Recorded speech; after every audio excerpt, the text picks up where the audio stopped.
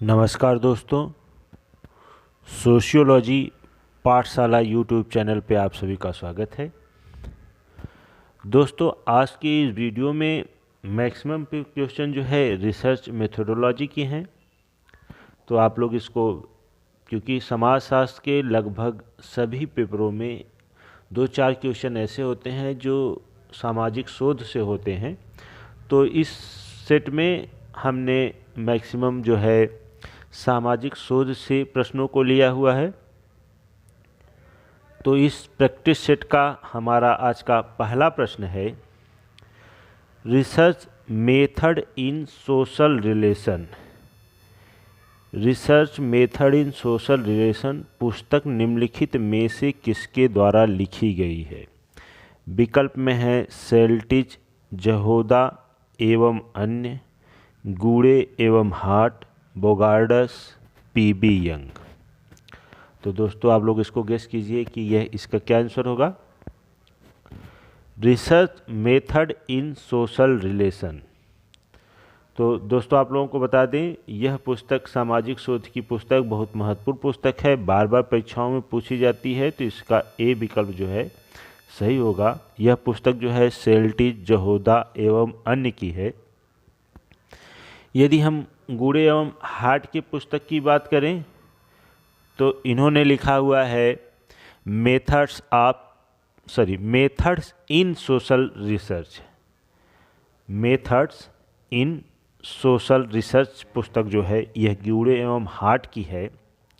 एक गूड़े एवं हार्ट की पुस्तक में कन्फ्यूजन ये रहता है, एक सेम मिलती जुलती पुस्तक है, method of social research. Method in जो है सोशल रिसर्च ये गूड़े एवं हार्ट की है। मेथड ऑफ सोशल रिसर्च जो है केनेथ बेली की है। तो आप लोग इसको याद रखिएगा। यदि मेथड ऑफ सोशल रिसर्च आए तो Kenneth Bailey, method in social research गूड़े एवं हार्ट। तो ये भी कन्फ्यूजन आप लोग दूर कर लीजिएगा। यदि बोगार्डस के बारे में बात करें तो इनकी पुस्तक है द न्यू सोशल रिसर्च, और एक इनकी पुस्तक है इंट्रोडक्शन टू सोशल साइंस, और इन्होंने सामाजिक दूरी का पैमाना भी दिया हुआ है। यदि हम पीबी यंग की पुस्तक की बात करें तो इन्होंने लिखा हुआ है scientific social survey and research. तो इनसे भी क्वेश्चन बनते हैं, बार बार परीक्षाओं में पूछे जाते हैं। तो एक बार और ध्यान से सुन लीजिए, किताबों से महत्वपूर्ण क्वेश्चन है। यह किसी न किसी परीक्षाओं में पूछे गए हैं, कई बार पूछे गए हैं। तो एक बार और ध्यान दीजिए। Research method in social relation आए तो यह सेल्टिज, जोहदा एवं अन्य की है। यदि गूड़े एवं हार्ट की पुस्तक की बात करें तो मेथड इन सोशल रिसर्च है। और उसी से मिलती जुलती एक पुस्तक है केनेथ बेली की मेथड ऑफ सोशल रिसर्च। अगर बोगार्डस की बात करें तो इन्होंने लिखा है न्यू सोशल रिसर्च। और एक पुस्तक इनकी है रिसर्च से संबंधित introduction to the social science, यह भी रिसर्च से संबंधित है इनकी। उसके बाद पीबी यंग की पुस्तक की बात करें तो इन्होंने लिखा है scientific social survey and research. अगला प्रश्न है हमारा, निम्नलिखित विद्वानों में से किसने सामाजिक अनुसंधान की यह परिभाषा दी है कि सामाजिक घटनाओं एवं समस्याओं के संबंध में नवीन ज्ञान प्राप्त करने के लिए की गई व्यवस्थित छानबीन को ही क्या कहते हैं? सामाजिक अनुसंधान। सामाजिक अनुसंधान की परिभाषा है कि किसने कहा कि सामाजिक घटनाओं एवं समस्याओं के संबंध में नवीन ज्ञान प्राप्त करने के लिए व्यवस्थित खोज या छानबीन है, किसकी परिभाषा है? विकल्प में है Bogardus, C.A. Moser, G.M. Fisher, P.B. Young. तो यह परिभाषा जो है क्लास एडोल्फ मोजर की है। तो इस प्रकार से बी विकल्प सही हो जाएगा। तो मोजर की पुस्तक की बात करें तो survey method in social investigation मोजर की पुस्तक है, यह भी पूछा जाता है। फिर से एक बार सुन लीजिए, सर्वे मेथड्स इन सोशल इन्वेस्टिगेशन, यह मोजर की पुस्तक है और उन्हीं ने इसी पुस्तक में उन्होंने यह परिभाषा दी है कि सामाजिक अनुसंधान सामाजिक घटनाओं समस्याओं के संबंध में नई खोज करने की और व्यवस्थित छानबीन करना ही क्या है, सामाजिक अनुसंधान है। तो इस प्रकार से बी विकल्प क्या हो जाता है, हमारा सही हो जाता है। अगला प्रश्न है, किसने कहा है कि प्राथमिक स्रोत वे स्रोत हैं जो प्रथम बार तथ्य प्रदान करते हैं, जिसका तात्पर्य है कि यह तथ्य संकलित करने वाले लोगों द्वारा प्रस्तुत किए गए तथ्यों का मौलिक रूप है। जी हाँ दोस्तों, इसमें विकल्प में है पीएच मन, पीबी यंग, सीए मोजर, बोगार्डस।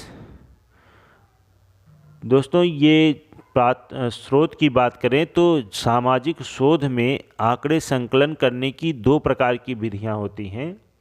एक तो होती है प्राथमिक विधि, दूसरी विधि कही जाती है द्वितीयक विधि, द्वितीयक स्रोत और प्राथमिक स्रोत।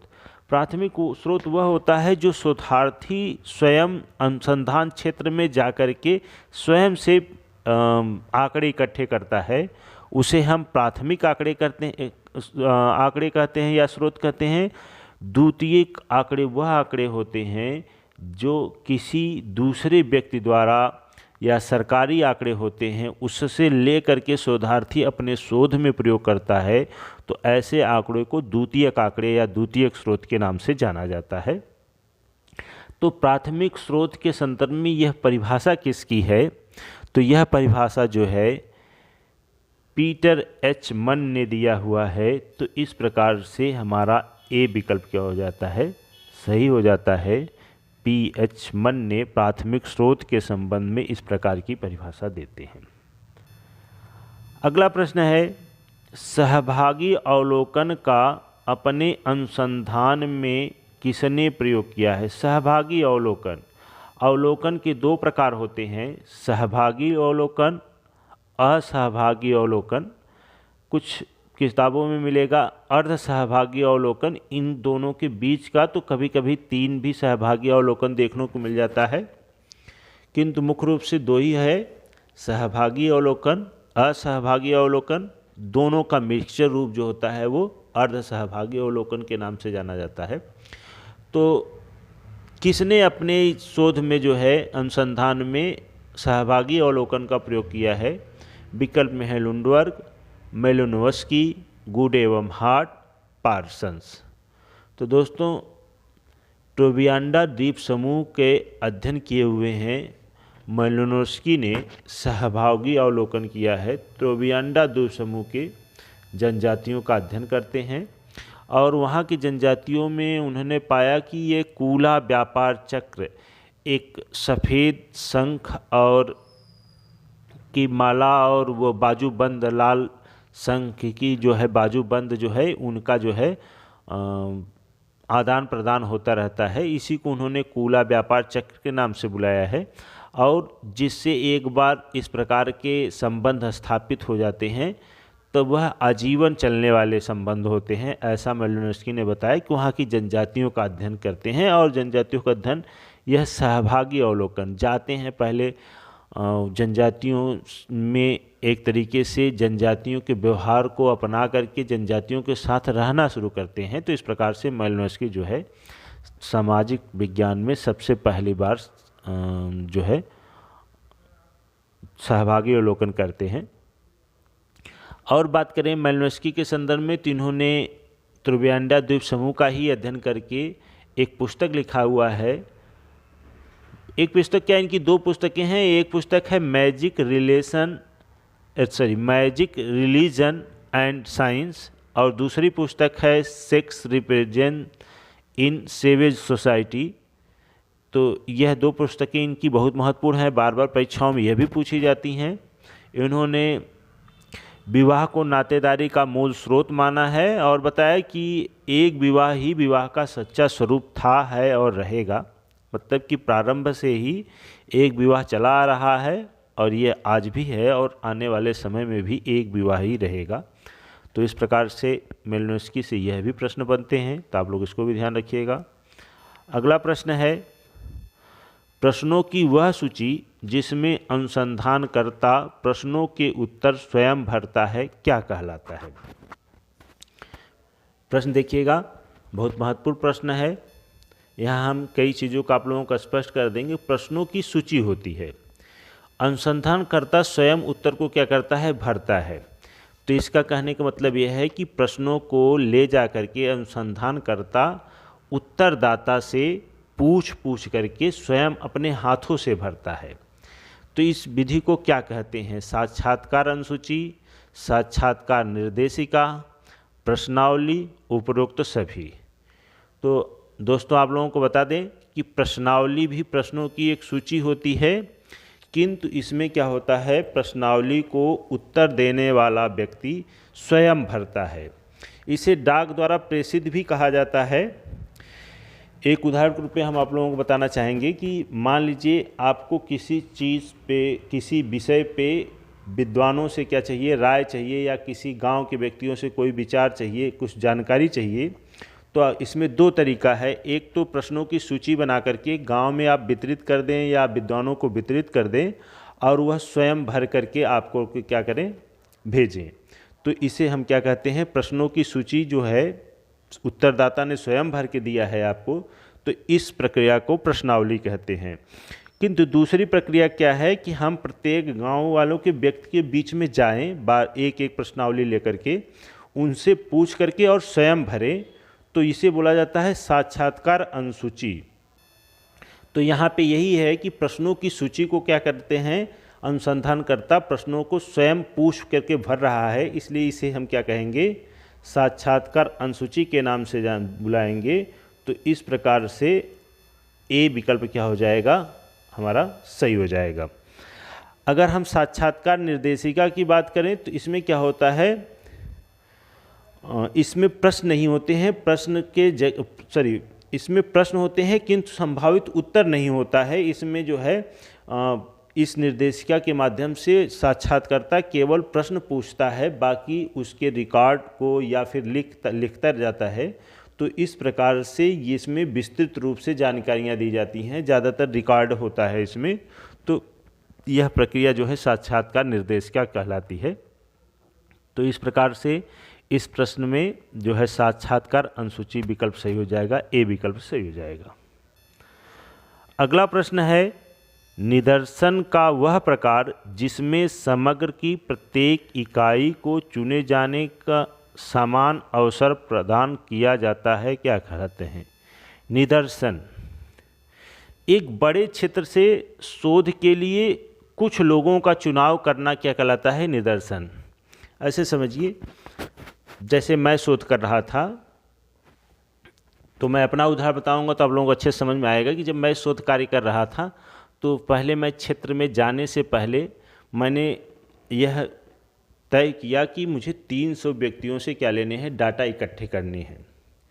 किंतु मैं जिस व्यक्तियों से डाटा लेने वाला था उन व्यक्तियों की संख्या ही कम थी। हमको अनुमान था कि कम से कम 500-700 लोग होंगे, तो हमको 500-700 लोगों का हम अध्ययन नहीं कर पाएंगे, तो हम उसमें से 300 व्यक्तियों का चुनाव करते हैं और अध्ययन करेंगे। जब मैं फील्ड में पहुंचा तो पता चला कि कुल मिला के 150-200 व्यक्ति हैं।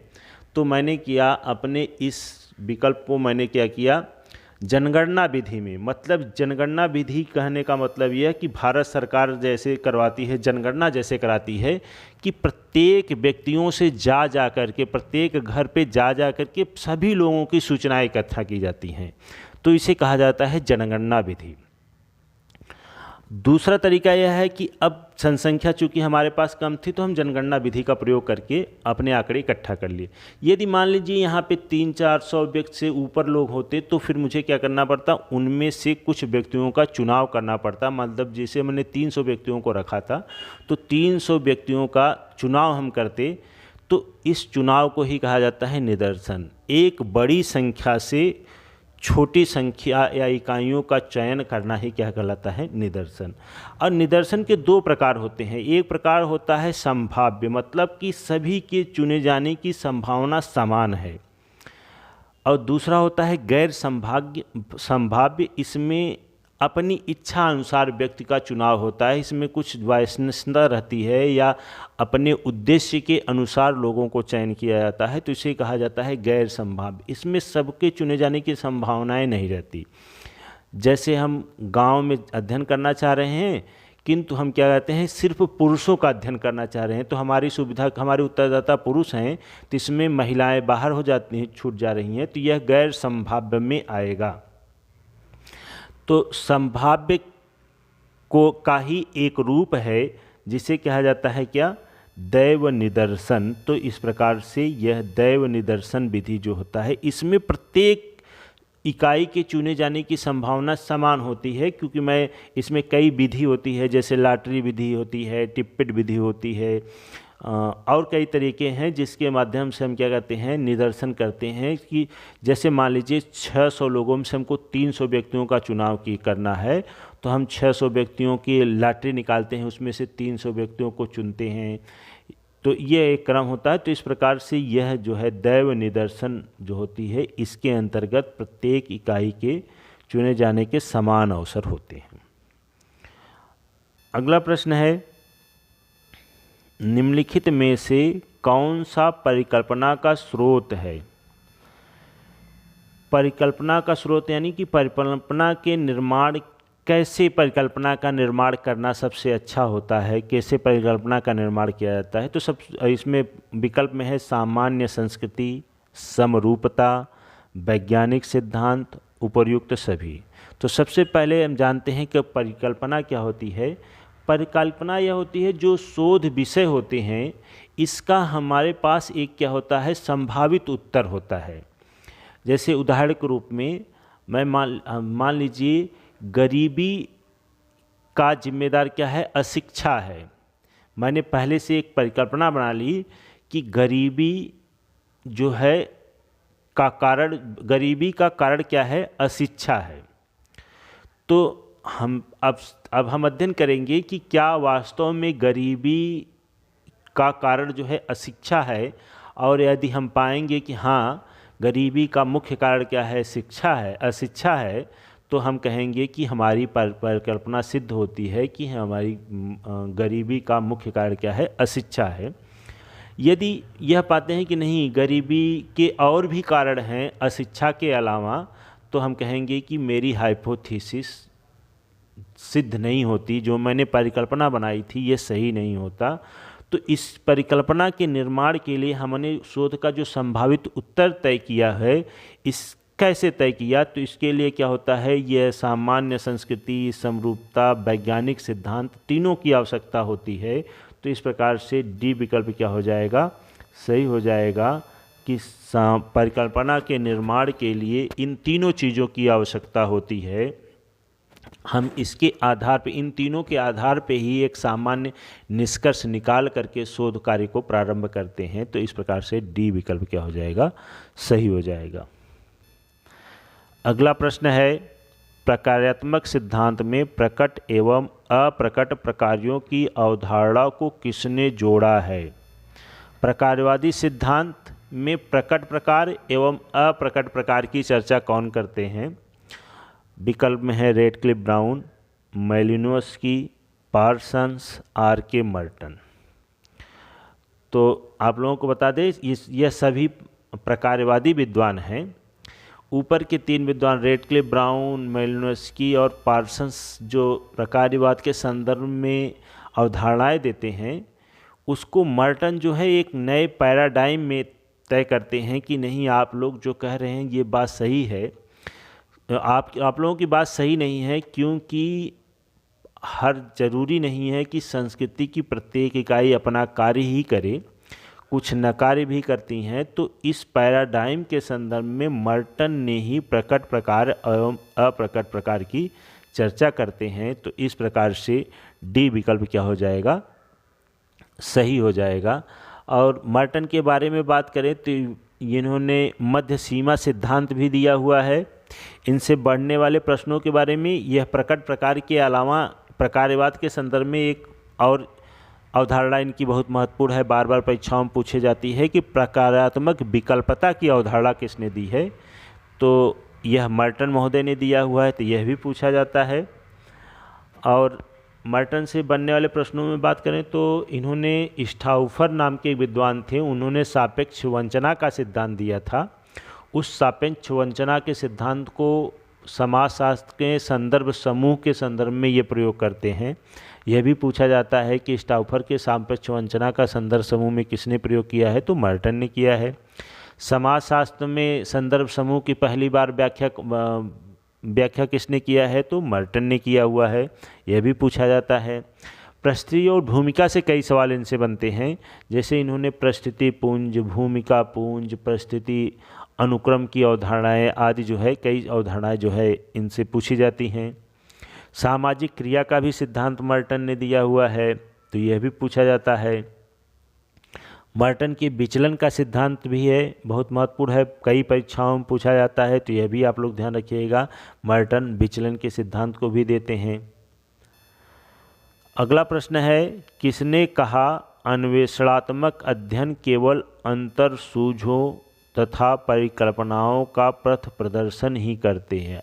अन्वेषणात्मक अध्ययन केवल अंतर्सूझों परिकल्पनाओं का पथ प्रदर्शन ही करते हैं, उनका परीक्षण और निरूपण नहीं करते हैं।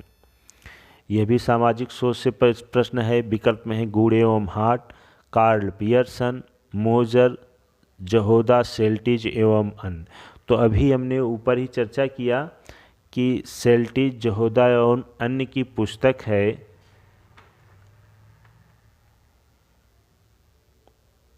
Social relation. इसी पुस्तक में उन्होंने इस अवधारणा को दिया हुआ है, तो इस प्रकार से यह डी विकल्प क्या हो जाएगा, सही हो जाएगा। अगला प्रश्न है, संस्कृति का मुख्य वाहक है। संस्कृति का मुख्य वाहक मतलब संस्कृति एक स्थान से दूसरे स्थान पे या एक पीढ़ी से दूसरे पीढ़ी पे किसके माध्यम से जाती है। राज्य व्यवस्था, समाज, प्रतीक, व्यक्ति। तो आप लोगों को बता दें कि यह सभी जितने भी विकल्प में दिए हुए हैं संस्कृति के सभी क्या हैं, वाहक हैं, लेकिन यहाँ पे एक शब्द जुड़ा हुआ है मुख्य। मुख्य वाहक क्या है, तो मुख्य वाहक जो है यह प्रतीक है। ऐसा नहीं है कि इसमें जितने भी विकल्प दिए हुए हैं सिर्फ इसमें से प्रतीक ही एक ऐसा हो जो संस्कृति का वाहक है। संस्कृति के वाहक सभी हैं। संस्कृति के गुणों को एक स्थान से दूसरे स्थान पे, एक समाज से दूसरे समाज में, एक पीढ़ी से दूसरे पीढ़ी में ले जाने का मतलब है संस्कृति का वाहक। तो राज्य व्यवस्थाएं भी संस्कृति का क्या करती हैं, संरक्षण करती हैं, एक स्थान से दूसरे स्थान पे लाने का, लागू करने का काम करती हैं। समाज में भी संस्कृति बनी रहती है, समाज में एक दूसरे से हस्तांतरित होता है।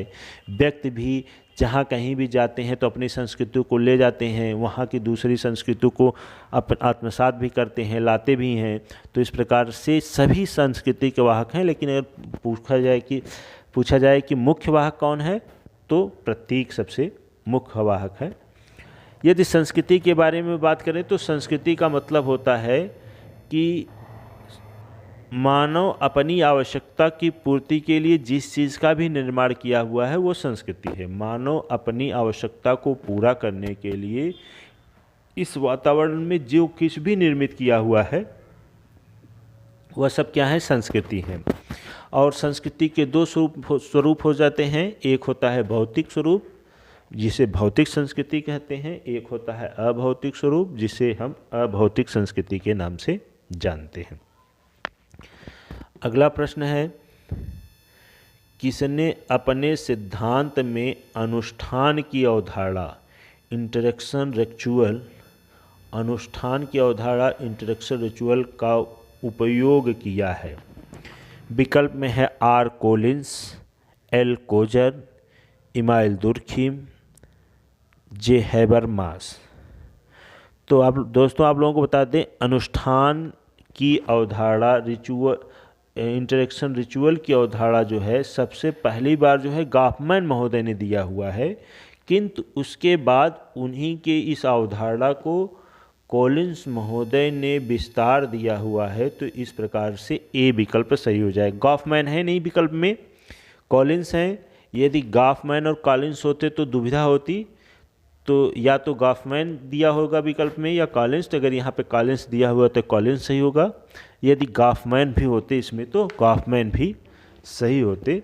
तो गॉफमैन ने सबसे पहले इसका प्रयोग किया था, उसके बाद इसको कॉलिंस ने और विस्तृत रूप में इसकी चर्चा की हुई है। तो इस प्रकार से ए विकल्प जो हमारा सही हो जाता है। अगला प्रश्न है, दुर्खिम ने 4 तरह की आत्महत्या का वर्णन किया है, इसमें से 3 का उल्लेख यहाँ है। 4 प्रकार की आत्महत्या की चर्चा कौन करता है? दुर्खिम करते हैं। तो एक है अहमवादी, दूसरा परार्थवादी, तीसरा है आदर्शहीनतावादी। चौथी कौन सी है? विचलन आत्महत्या, भाग्यवादी आत्महत्या, रोगजनित आत्महत्या, असामान्य आत्महत्या। दोस्तों, दुर्खिम ने अपनी पुस्तक ली सुसाइड में 4 तरीके की आत्महत्या की बात की है। कहीं कहीं पे 3 ही मिलेगा ये, तो आप लोगों को भी हम बताएं कि कौन से एक नहीं मिलता है या 2 को एक साथ मिला करके कहीं कहीं पुस्तकों में मिलता है। तो एक एक को देख लेते हैं। अहमवादी आत्महत्या वह होती है जिसमें व्यक्ति अपने आप को समाज से इतना जोड़ लेता है, इतना जुड़ाव हो जाता है कि समाज के खातिर वह क्या करता है, समाज के लिए अपने प्राणों को त्याग देता है। तो उसे हम क्या कहते हैं?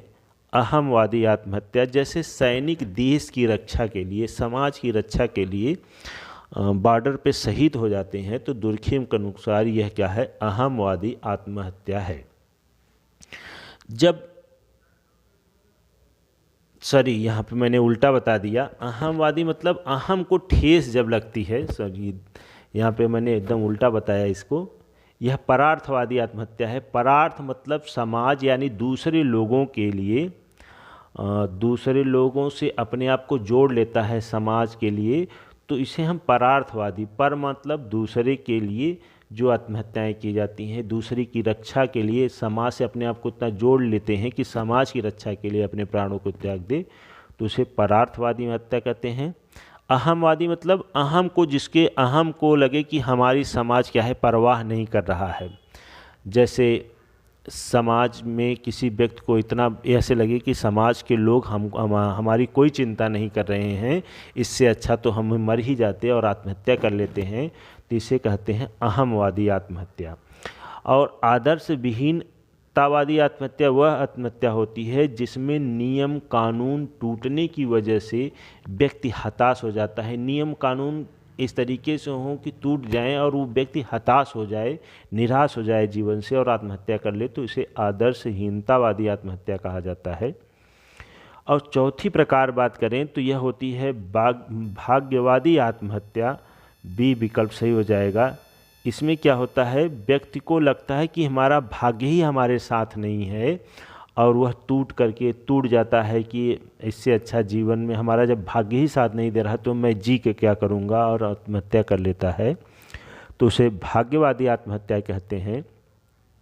तो कहीं कहीं जहाँ 3 प्रकार की आत्महत्याएं मिलती हैं, तो ये आदर्शहीनता या भाग्यवादी आत्महत्या दोनों एक साथ मिला के देते हैं कि नियम टूटने की वजह से भी कभी कभी भाग्य साथ नहीं देता, तो इसलिए कहीं कहीं ये दोनों एक ही मिला दे देता है। तो कभी ये 3 भी होते हैं, कहीं कहीं 4 दिया होता है, तो ये आप लोग याद रखिएगा। अगला भी प्रश्न है हमारा, डेहरनडार्फ के अनुसार पूंजीवादी समाज की विशेषता है। डेहरनडार्फ के अनुसार पूंजीवादी समाज की विशेषता है क्या है भाई?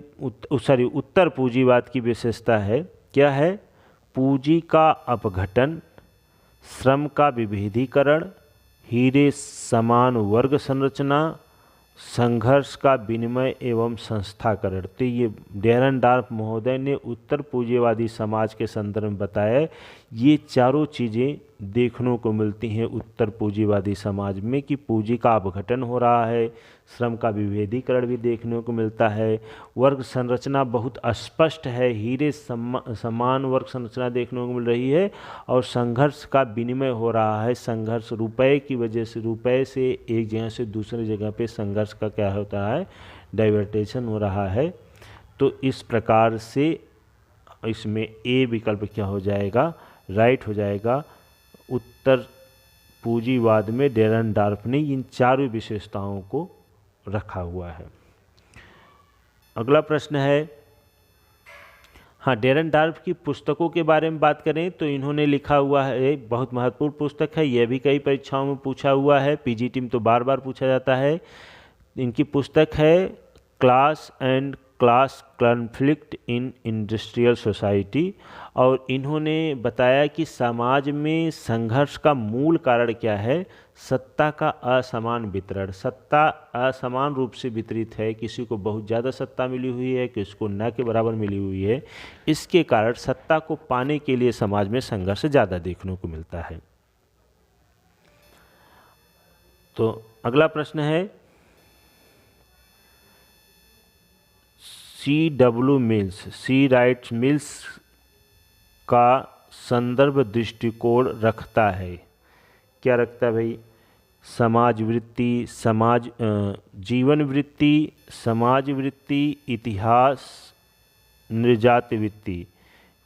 सही उत्तर का चयन करना है, 2, 2, 3, 1, 3, 1, 2, 4।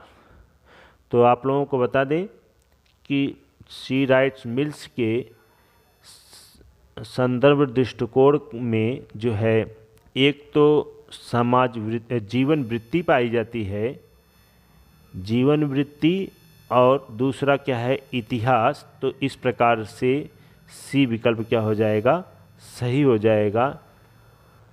सी राइट्स मिल्स के बारे में बात करें तो इन्होंने पावर इलिट नामक पुस्तक को लिखा हुआ है, और एक पुस्तक और है इनकी, सोशियोलॉजिकल इमेजिनेशन। और इसी से मिलती जुलती एक और पुस्तक पूछता है, मैं क्योंकि आप लोगों को कन्फ्यूजन वाले क्वेश्चन को ज़्यादा ध्यान दिला देना चाहता हूं कि इसमें लोग कन्फ्यूज हो जाते हैं। सोशियोलॉजिकल इमेजिनेशन पुस्तक जो है ये सी राइट मिल्स की है, और इससे सेम मिलती जुलती पुस्तक है new sociological imagination, Steve Fuller की है। देखिए, केवल न्यू शब्द जुड़ गया तो यह स्टीव फुलर की हो जाएगी, और यदि केवल दिया हुआ है सोशलॉजिकल इमेजिनेशन तो यह सी राइट मिल्स की है। New sociological imagination Steve Fuller की है, तो यह भी आप लोग ध्यान रखिएगा। और इलीट क्लास की अवधारणा, यह जो है सी राइट मिल्स की है। यह संघर्ष के प्रकारवादी हैं, और यह 3 प्रकार के इलीट क्लास की बात करते हैं। यूरोपीय समाज में 3 प्रकार के इलीट क्लास की बात करते हैं। एक तो होता है सैनिकों में, सेना में इलीट क्लास होता है, एक राजनेता वर्ग में इलीट क्लास देखने को मिलता है, और एक व्यापारियों में इलीट क्लास देखने को मिलता है। तो सी राइट मिल्स ने 3 प्रकार के इलीट क्लास को बताया हुआ है, सेना में, सरकार में, राजनीतिक क्षेत्र में, व्यवसायिक क्षेत्र में यह इलीट क्लास देखने को मिलता है। अगला प्रश्न है, लेवी स्ट्रास का अंतःक्रिया संरचनावाद आधारित है। लेवी स्ट्रास की संरचनावाद अंतःक्रिया संरचनावाद आधारित है, किस पे, यांत्रिक एवं सांख्यिकीय प्रारूप पर, मात्र यांत्रिक प्रारूप पर, मात्र सांख्यिकीय प्रारूप पर, मात्र सांस्कृतिक प्रारूप पर। तो आप लोगों को बता दें कि लेवी स्ट्रास की अंतःक्रिया संरचनावाद जो है यांत्रिक एवं सांख्यिकीय प्रारूप पर आधारित है। तो इस प्रकार से ए विकल्प क्या हो जाएगा, सही हो जाएगा। यदि लेवी स्ट्रास से बनने वाले और प्रश्नों के बारे में बात करें तो इन्होंने अलायंस थ्योरी दिया हुआ है, गठबंधन सिद्धांत कहते हैं। यह नातेदारी के संदर्भ में गठबंधन सिद्धांत को देते हैं। लेवी स्ट्रास एक संरचनावादी हैं और ये जो है नातेदारी अणु की भी बात करते हैं। और इनकी पुस्तक की बात करें तो टुडेइज्म टुडे और एक कल्चरल एंथ्रोपोलॉजी इनकी प्रमुख पुस्तकें हैं। और इन्होंने मिथक की संरचना की अवधारणा दी, मिथक की संरचना की अवधारणा भी लेवी स्ट्रास ने दिया हुआ है। तो यह भी आप लोग याद रखिएगा। अगला प्रश्न है, अल्फ्रेड सूज का प्रघटना शास्त्र बल देता है। अल्फ्रेड सूज जो है एक प्रघटना शास्त्री हैं, बल देता है अंतर्वैयक्तिकता पर, वस्तुनिष्ठता पर, संवेदनशीलता पर, सापेक्षता पर। तो आप लोगों को बता दें कि अल्फ्रेड सूज जो हैं समाजशास्त्र में प्रघटना शास्त्र के जनक माने जाते हैं। वैसे प्रघटना शास्त्र के जनक जो हैं हसरेल महोदय हैं, किंतु समाजशास्त्र में प्रघटना शास्त्र का अध्ययन जो है अल्फ्रेड सूज ने किया है। और अल्फ्रेड सूज ने जो है एक पुस्तक लिखा था phenomenology of the social world. उसी पुस्तक में इन्होंने प्रघटना शास्त्र के लिए अंतर्वैयक्तिकता का प्रयोग किया हुआ है। तो इस प्रकार से ए विकल्प जो होता है सही हो जाता है। और यदि प्रघटना शास्त्र के बारे में बात करें तो लोगों के दैनिक जीवन की परिस्थितियों को अधिक महत्व दिया जाता है। मतलब अल्फ्रेड सूज ने प्रघटना शास्त्र के अंतर्गत जो है दैनिक जीवन की परिस्थितियों को सबसे ज़्यादा महत्वपूर्ण माना है और उसमें जो है अंतर्वैयक्तिकता निहित होती है, ये बताते हैं। और साथ ही अल्फ्रेड सूज जो है मैक्स वेबर की वर्स्टेहन पद्धति है, मैक्स वेबर ने एक वर्स्टेहन पद्धति दिया हुआ है, तो उसका यह विस्तृत रूप से व्याख्या करते हैं इसके संदर्भ में, प्रघटना शास्त्र के संदर्भ में। तो आप लोग यह भी ध्यान रखिएगा। मैक्स वेबर का वर्स्टेहन पद्धति एक पद्धति है, इसके बारे में कभी डिस्क्राइब वाली क्लास में मैं बताऊंगा कि वर्स्टेहन पद्धति होती क्या है, तो आप लोग जान जाएंगे कि यह क्या है। अगला प्रश्न है, मैक्स वेबर ने विस्तृत रूप से अपने सिद्धांत का विश्लेषण भारत के अध्ययन में किया है। धार्मिक पक्ष, आर्थिक पक्ष, राजनीतिक पक्ष, उपर्युक्त सभी। तो दोस्तों आप लोगों को बता दें कि मैक्स वेबर महोदय ने एक पुस्तक लिखा था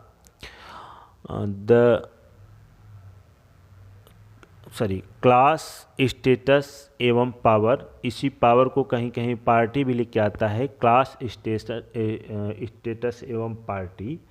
तो क्लास के अंतर्गत इन्होंने सामाजिक पक्ष को रखा हुआ,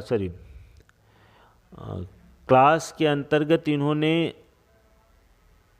आर्थिक पक्ष को रखा हुआ है, स्टेटस के अंतर्गत इन्होंने राजनीतिक पक्ष को रखा हुआ है, और ये कहें कि धार्मिक पक्ष की बात करें तो ये जो है पावर की बात करते हैं। तो इस प्रकार से इन्होंने तीनों पक्षों का प्रयोग भारत के अध्ययन में प्रयोग किया है, बल दिया है। तो इस प्रकार से डी विकल्प क्या हो जाता है, सही हो जाता है। यदि मैक्स वेबर महोदय के बारे में बनने वाले और प्रश्नों की बात करें तो इन्होंने धर्म के माध्यम से बताया कि पूंजीवाद का विकास कैसे होता है। प्रोटेस्टेंट धर्म की नीतियां जो हैं पूंजीवाद के विकास में महत्वपूर्ण योगदान निभाती हैं, और कहते हैं कि धर्म पूंजीवाद के विकास में सहयोगी होता है। और अभी ऊपर मैंने चर्चा किया कि इनकी एक महत्वपूर्ण अवधारणा है वर्स्टेहन पद्धति। उसके बाद आदर्श प्रारूप की चर्चा करते हैं, व्याख्यात्मक समाजशास्त्र पर बल देते हैं ये, और समाज में वर्ग के निर्धारण के संदर्भ में यह जीवन शैली एवं जीवन अवसर, लाइफ स्टाइल एवं लाइफ चांस की अवधारणा को देते हैं। और इनकी पुस्तक की बात करें तो कई पुस्तकें हैं इनके पास, लेकिन कुछ 2-3 पुस्तकें इनकी बहुत महत्वपूर्ण हैं, जैसे the Protestant ethics spirit of capitalism पुस्तक इनकी बहुत महत्वपूर्ण है, बार बार परीक्षाओं में पूछी जाती है। द सिटी पुस्तक इनकी महत्वपूर्ण है, यह भी पूछा जाता है। Religion of India, religion of China, यह भी पुस्तकें हैं। तो यह भी मैक्स वेबर से बनने वाले प्रश्न हैं, तो इसको भी आप लोग ध्यान रखिएगा। अगला प्रश्न है, अराजकतावाद अनारसिज्म पद्धति पर तर्क की उत्तर आधुनिकतावादी विचारक ने दिया।